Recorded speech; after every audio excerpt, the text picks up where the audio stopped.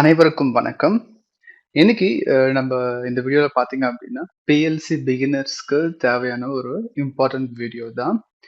For example நீங்க வந்துட்டு PLC புரோகிராமிங்குள்ள கால் எடுத்து வைக்கிறீங்க அப்படின்னா, அதுக்கு முன்னாடி இந்த 4 most basic control programs of PLC இத தெரிஞ்சுக்கிட்டு நீங்க PLC புரோகிராமிங்ல உங்களுடைய கேரியர வந்து டெவலப் பண்ணலாம்.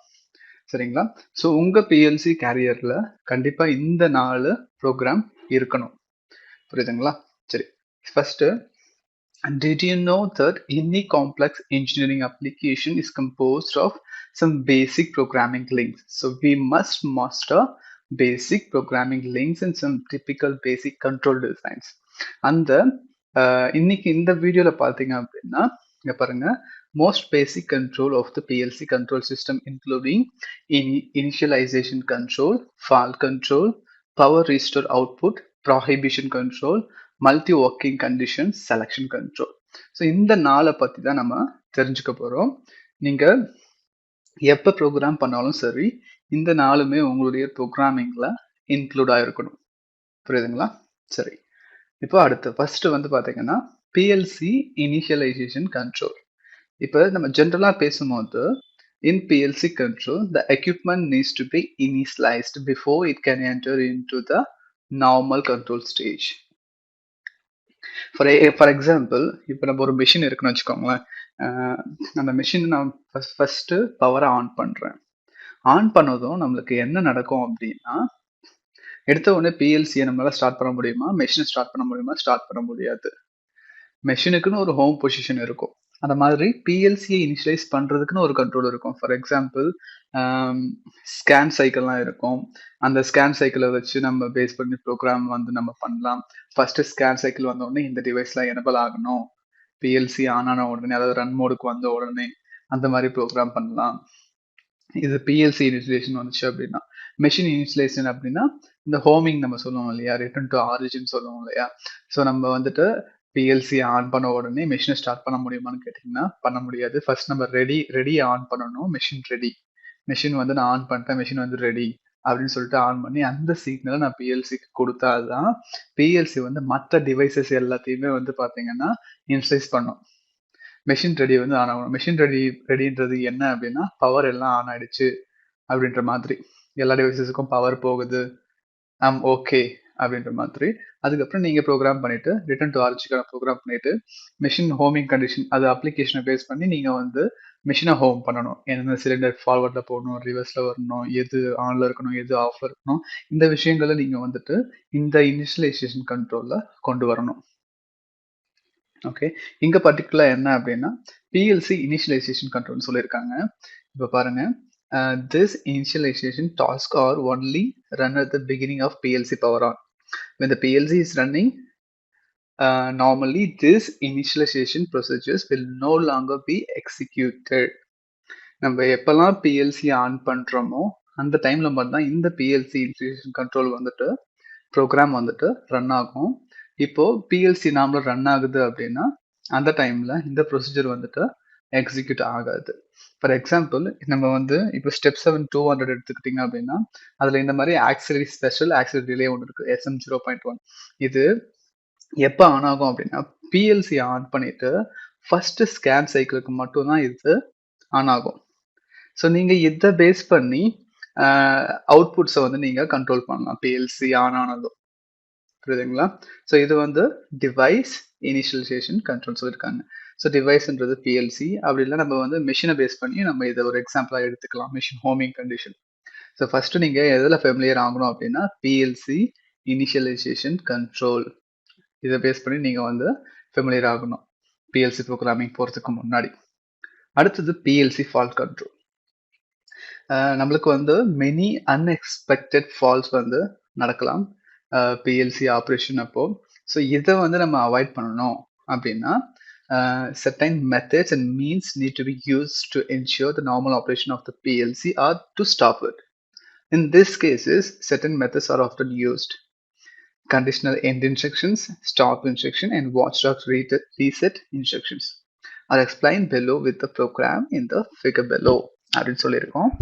இப்போ என்ன அப்படின்னா, ஃபால்ட் கண்ட்ரோல். ஒரு பிஎல்சி ரன் ஆயிட்டு இருக்கு. அந்த பிஎல்சில சடனா ஒரு ஃபால்ட் வருது. சடனா. ஸோ அந்த ஃபால்ட்ட பேஸ் பண்ணி நான் வந்து பிஎல்சி நார்மலா ரன் பண்ணணுமா? இல்ல ஸ்டாப் பண்ணணுமா? அப்படின்ற மாரி நம்ம ப்ரோகிராமே பண்ணலாம்.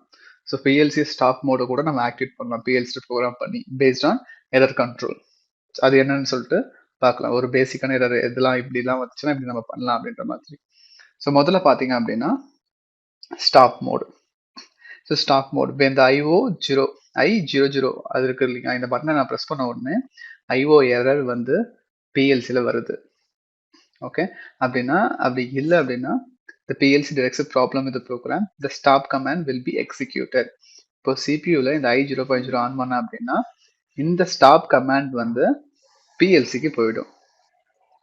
அப்படி இல்லைன்னா ஐஓ எரர், அப்படி இல்லைன்னா ரன் எரர். ஸோ இந்த மாதிரி ஏதாச்சும் எரர் வந்தாலுமே இந்த 3 எரர் வந்துச்சு அப்படின்னா இது வந்து ஸ்டாப் மோடுக்கு போயிடும் பிஎல்சி. இந்த மாதிரி நீங்க வந்து ப்ரோக்ராம் எழுத தெரிஞ்சிருக்கணும். ஸோ சிபியூ பேஸ் பண்ணி என்ன எரர் வரும், அந்த எரர் வந்துச்சுன்னா என்ன நம்ம பிட்டை யூஸ் பண்ணி டிஃபால்ட் சிஸ்டம் ரிலீஸை யூஸ் பண்ணி எப்படி நம்ம அதை எடுக்கிறது, அதை எடுத்து எப்படி நம்ம ப்ரோக்ராமில் எக்ஸிக்யூட் பண்ணுறது, இதை வந்து நீங்கள் கற்றுக்கணும். இது வந்து one of the fault control. அடுத்தது பார்த்தீங்கன்னா வாட்ச் டாக் ரீசெட்னு சொல்லியிருக்கோம் இல்லையா? So when there are many loop programs or many interrupts, the scan cycle of the PLC will be greatly extended, causing watchdog errors. In order to make the PLC run normally, we can add the WDT watchdog reset instruction to the appropriate program location. It can be reset when the WT instruction is triggered. இங்க என்ன சொல்றாங்க அப்படின்னா scan cycle தான் இவங்க வந்து மெயினாக பேசுறாங்க. நம்ம நிறைய ப்ரோக்ராம்ஸ் இன்டரப்ட்ஸ் யூஸ் பண்ணும்போது ஸ்கேன் சைக்கிள் வந்து நம்மளுக்கு ப்ராப்ளம் வருது. வாட்ச்டாக் டைமர்ஸ்னு எப்பவுமே எல்லா ஒரு அப்ளிகேஷனுமே வச்சிருப்பாங்க, எம்ப்ராய்டு அப்ளிகேஷன், எலக்ட்ரானிக்ஸ் அப்ளிகேஷன்ஸ். ஸோ வந்து அது என்ன பண்ணும் அப்படின்னா கொடுக்கக்கூடிய ஃபங்க்ஷன் கரெக்டான டைம்குள்ள முடியலன்னா எரர் வரும். ஓகே, இதுதான் வாட்ச்டாக் டைமர். ஸோ இந்த டைமரை வந்துட்டு நம்ம ட்ரிகர் பண்ணலாம். ஃபார் எக்ஸாம்பிளுக்கு சொல்றேன், ஏதாச்சும் இந்த இன்ஸ்ட்ரக்ஷன் ஒழுங்கா எக்ஸிக்யூட் ஆகல, இது ஏன் ப்ராப்ளமா இருக்கு அப்படின்ற மாதிரி. இல்ல அப்படின்னா ஃபார் எக்ஸாம்பிள் வாட்ச்டாக் டைமர் மட்டும் கிடையாது, நீங்களே ஒரு ப்ரோக்ராம் கூட கிரியேட் பண்ணலாம். இந்த ஃபங்க்ஷன் கரெக்டாக ஒர்க் ஆகுதா, ஒரு டிலே கொடுத்துட்டு ஒரு அவுட்புட்டை நீங்கள் ஆன் பண்ணலாம். இந்த டிலேக்கு அப்புறமா அவுட்புட் வரலையா, ஓகே இதில் ஏதோ ப்ராப்ளம் அப்படின்ற மாதிரி நீங்கள் ஒரு அவுட்புட் ஆன் பண்ணலாம். இது வந்து one of the fault control. அடுத்தது இதில் வந்து பார்த்தீங்கன்னா நீங்கள் ஒரு சில ப்ரோக்ராமை ஸ்கிப் பண்ணணும், எனக்கு வந்து இதுக்கு மேலே ரன் பண்ணவே தேவையில்லை, ஆனால் அது இருக்கணும், ரன் பண்ணவே தேவையில்லை அப்படின்னா எண்ட் இன்ஸ்ட்ரக்ஷனை போடலாம். இது எல்லாமே நான் ஸ்டெப்ஸ் ஆஃப் 200ல் சொல்கிறேன். ஸோ எண்ட் இன்ஸ்ட்ரக்ஷன் போட்டிங்கன்னா அதோட ப்ரோக்ராம் முடிச்சு திருப்பி மேலே இருந்து திருப்பி ஸ்டார்ட் ஆகும். இது வந்து ஃபால்ட் கண்ட்ரோலோட லாஸ்ட். ஸோ இந்த மாதிரி ஃபால்ட் கண்ட்ரோல்லாம் நீங்கள் வந்துட்டு ஆட் பண்ணிக்கலாம். அடுத்தது PLC power recovery output prohibition control. For example இப்போ மெஷின் ரன் ஆகிட்டு இருக்கு, சடனாக மெஷின் ஆஃப் ஆகிடுது அப்படின்னா திருப்பி ஆன் பண்ணிட்டு மெஷின் வந்து ரிசீவ் ஆகக்கூடாது. ஸோ அதுக்குன்னுமே வந்து பார்த்தீங்கன்னா அது வந்து நிறைய ப்ராப்ளம் வந்து பண்ணுறதுக்கு வாய்ப்பு இருக்குது. ஆக்சிடென்ட் நடக்கலாம், இந்த மாதிரி நிறைய ப்ராப்ளம் நடக்கலாம். ஸோ இதுக்கு நம்ம என்ன பண்ணணும் அப்படின்னா பிஎல்சி பவர் ஆஃப் ஆகிட்டு ஆன் ஆச்சு அப்படின்னா எப்பெல்லாம் நம்மளுக்கு இந்த ஃபர்ஸ்ட் ஸ்கேன் சைக்கிள் வருதோ அந்த டைமில் ஒரு இன்ஸ்ட்ரக்ஷன் கண்ட்ரோல் வந்து நீங்கள் இது பண்ணலாம். இல்லை ஒரு ப்ராஹிபிஷனை கொடுக்கலாம். பவர் ஆஃப் ஆன இருக்கு, எல்லாம் சேஃபாக இருக்கான்னு என்ஷூர் பண்ணுங்க, மிஷினை ரீஸ்டோர் பண்ணுங்க, இந்த மாதிரி விஷயங்களை நீங்கள் வந்து கொடுக்கலாம். ஸோ இந்த மெத்தடும் உங்களுக்கு வந்து தெரிஞ்சிருக்கணும். அடுத்தது multi working mode selection control. ஒரு இண்டஸ்ட்ரியல் கண்ட்ரோல்னு எடுத்துக்கிட்டிங்க அப்படின்னா கண்டிப்பாக ஒரு மிஷினில் ஆட்டோ கண்ட்ரோல் இருக்கும், மேனுவல் கண்ட்ரோல் இருக்கும். அது மட்டும் இல்லாமல் ரிட்டர்ன் டு ஆரிஜின் இருக்கும், சிங்கிள் ஸ்டெப் ஆப்ரேஷன் இருக்கும், சிங்கிள் சைக்கிள் இருக்கும், ஆட்டோமேட்டிக் சைக்கிள் இருக்கும்.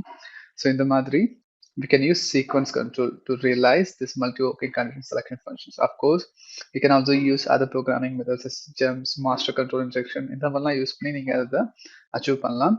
ஸோ நீங்கள் வந்துட்டு பிஎல்சி ப்ரோக்ராமிங் போகிறீங்க அப்படின்னா இந்த மாதிரி விஷயங்கள் தெரிஞ்சிருக்கணும். Modes of control, automatic, manual, single cycle, return to origin, single step operation, இதெல்லாம் எப்படி பண்ணுறதுன்னு சொல்லிட்டு. So I'm just giving you the basic ideas.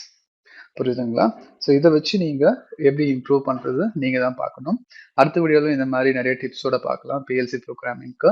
இந்த வீடியோ பிடிச்சிருந்துச்சு, நீங்கள் கற்றுக்கிறீங்கன்னு வச்சிங்கன்னா உங்கள் ஃப்ரெண்ட்ஸுக்கும் ஷேர் பண்ணுங்கள்.